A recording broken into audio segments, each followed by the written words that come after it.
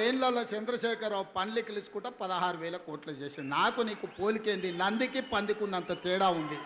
నాతో పోల్చుకునేదేంది? నువ్వు ఎగగొట్టిన రైతు బంధు పథకం 7,625 కోట్లు ప్రభుత్వం ఏర్పాటు చేసిన మొదటి 3 నెలల్లోనే ఆయన రైతులకు పంగనామం పెడితే 7,625 కోట్ల రూపాయలు రైతు బంధు పథకాన్ని మొదటి భాగాన్ని రైతుల ఖాతాలో వేసినాం.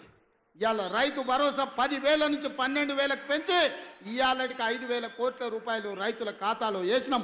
తొందరలోనే మిగతా 4,000 కోట్లు కూడా వేసి ప్రతి సంవత్సరం రైతు భరోసా పథకం కింద పేదలకి 20,000 కోట్ల రూపాయలు పంచి పెడతాం. ఇవాళకి రైతు రుణమాఫీ కింద 21,000, రైతు భరోసా కింద 12,000, 33,000 కోట్ల రూపాయలు 15 నెలల రైతుల ఖాతాలో నగదు బదిలీ చేసి రైతుల గుండెల్లో శాశ్వతంగా ఇందిరమ్మ పేరు, సోనియమ్మ పేరు ఉండేటట్టు ఈరోజు చర్యలు చేపట్టినాం. సన్న ఒడ్లకు ఉత్తమ్ కుమార్ రెడ్డి గారు 1,200 కోట్ల రూపాయల బోనస్ ఇచ్చిండు. ఒకరోజు వెనక ముందైనా గతంలో మీకు తెలుసు, మిల్లుల కాడికి పోయినా తాలు పేరు మీద, తౌడు పేరు మీద, తుట్టి పేరు మీద, తడి పేరు మీద క్వింటాల్కు 10 కిలోలు దండి కొట్టేది. ఇవాళ ఎవరినైనా 1 కిలో దండి కొట్టమని ఉత్తమ్ కుమార్ రెడ్డి గారు వస్తే తీసి బొక్కలేపిస్తా అని చెప్పిండు. ఇవాళ రైతు తీసుకెళ్లిన ధాన్యాన్ని ఎవరైనా తూకం పెట్టి కొనుక్కునే పరిస్థితి. ఆనాడు 3 నెలలైనా పైసలు వచ్చేటి కాదు. ఈరోజు 3 రోజుల్లోనే మీ ఖాతాలలో నగదు పడుతుంది. అందుకే ఈ ప్రభుత్వం మీ నాయకుడు ఉత్తమ్ కుమార్ రెడ్డి గారి నాయకత్వంలో ఇది ఒక పక్కన సాగునీటి ప్రాజెక్టులు, రెండో పక్కన పౌర సరఫరాల శాఖ సన్న బియ్యం పథకాన్ని పకడ్బందీగా అమలు చేసి శాశ్వతంగా పేదవాళ్ళని ఆదుకునే కార్యక్రమం తీసుకుంటాం. ఆ ఆదుకునే కార్యక్రమం హుజూర్ నగర్ గడ్డ మీద నుంచి ప్రారంభించి మీరందరూ వేలాదిగా తరలి వచ్చి ఉత్తమ్ పద్మావతి రెడ్డి గారిని, ఉత్తమ్ కుమార్ రెడ్డి గారికి అండగా నిలబడి ఈరోజు తెలంగాణకు మొత్తం ఈ ప్రాంతం కాంగ్రెస్ కంచుకోట, వారి కుటుంబానికి అదేవిధంగా ఎన్ని చెప్పినా ఉత్తమన్న సిట్టి అందిస్తూనే ఉన్నారు.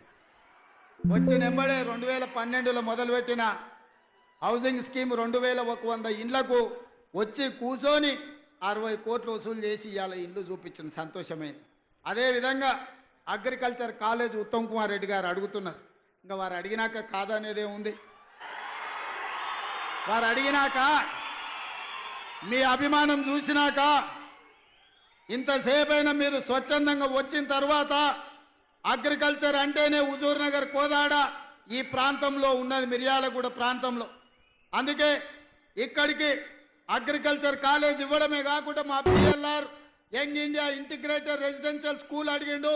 వారికి కూడా 200 కోట్ల రూపాయలతోని రెసిడెన్షియల్ స్కూల్ కాలేజీని కూడా వారికి కూడా మంజూరు చేస్తున్నాం. అడ్వాన్స్డ్ టెక్నాలజీ సెంటర్ మా పద్మక్కకు, కోదాడకు కూడా ఇయ్యదలుచుకున్నాం. అదే టెక్నాలజీ సెంటర్ కూడా కాగితం ఇచ్చిండు లక్ష్మారెడ్డి, తప్పకుండా ఇస్తాం. అదేవిధంగా మిగతా కొన్ని అడిగిండు. ఒక్కసారి ఇవన్నీ లెక్కలు చూసుకొని వీటి మీద మళ్ళీ మొత్తం హుజూర్ నగర్ అన్నీ ఇన్నే చెప్తే మిర్యాలగూడలో మళ్ళీ లక్ష్మారెడ్డి మీటింగ్ పెట్టాడు. మిర్యాలగూడలో లక్ష్మారెడ్డి మీటింగ్ పెట్టినాకనే మిగతా అన్నీ ఆడుకొచ్చి చెప్తా. ఇంకా ఇంకో సిట్ అందిస్తున్నాడు. దేవరకొండ కూడా బాలు నాయక్ మంచి మిత్రుడు. దేవరకొండ మా పక్కనే ఉంటుంది, మా కానుకొని ఉంటుంది అవతల అచ్చంపేట నుంచి.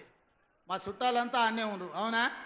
రఘువీరెడ్డి తాత ముందు అక్కడి నుంచి ఎమ్మెల్యే ఉండే నారాయణ రెడ్డి గారు గుర్తుంది కదా మీకు అందరికీ.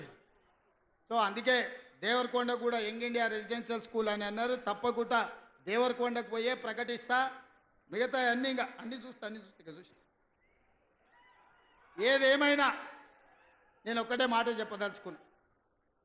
5 ఏళ్ల కోసం ఎన్నికైన ప్రభుత్వం 15 నెలలని చేయగలిగిన అన్ని చేసినాం. భవిష్యత్తులో కూడా ఇంకా చేస్తాం. ఇవాళ వాళ్ళు ఎట్లన్నా చేసి కాళ్ళలో కట్టెబెట్టి కింద పడేయాలని చూస్తారు. కానీ ఇది ఎవరు అంత ఆషామాషిగా లేరు.